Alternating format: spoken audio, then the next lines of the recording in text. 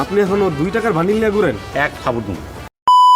Hello বন্ধুরা, this is Rajeev, welcome to another brand new video. তো উৎসব। তো এই উৎসব সিনেমা নিয়ে কিন্তু আমি কথা বলবো। এলাকায় ইলেকট্রিসিটি না থাকলেও আমার দোষ। দেখুন, এই উৎসব সিনেমাতে কে কে অভিনয় করে নাই এই লিস্টটা যদি আমি বলতে চাই তাহলে অনেক লম্বা কিন্তু হয়ে যাবে।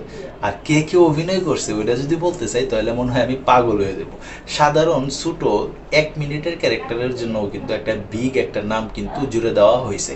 আর এখানে আমরা সবাই জানি যে জাহিদ হাসান খুব ভালো এবং বড় মাপের অভিনেতা, কিন্তু তারা কেউ ঠিকঠাকভাবে ব্যবহার করতে পারতেছিল না।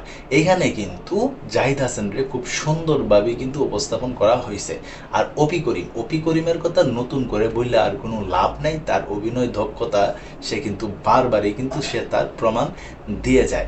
আমরা কোথায় যাচ্ছি? তুমি যে সবচেয়ে বড় মাইল ফলকটা মিস করে গেছো। এখানে সাদিয়া ইমানের কথা বলা হয়, সাদিয়া ইমানও কিন্তু বেশ ভালো অভিনয় করছে। সৌম্যজ্যোতি, যে কিনা বৃন্দাবন দাস এবং শাহনাজ খুশির ছেলে, এই সৌম্যজ্যোতি, তার অভিনয় কিন্তু আমার কাছে বেশ ভালো লাগছে।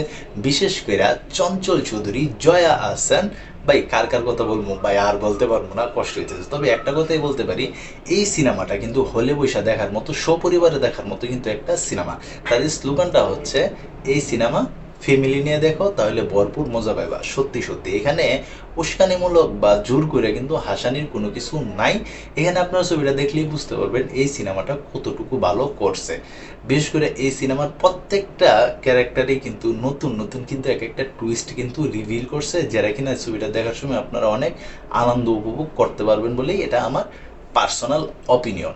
তো জাহিদ হাসানের ক্যারেক্টারটা কিন্তু বেস্ট ইন্টারেস্টিং ছিল, যারা কিনা দেখার পরে আমি অনেকক্ষণ হাসছি, এমনকি অনেকটা আনন্দ নিয়ে অনেকটা মন ভরেই কিন্তু সিনেমা হল থেকে বাইর হয়েছি। আমার কাছে মনে হয়েছে যে এটা সত্যি সত্যি একটা পয়সা উসুল সিনেমা। আমার কাছে কিন্তু এই উৎসব সিনেমাটা কিন্তু একবারে দারুণ অসাধারণ লাগছে।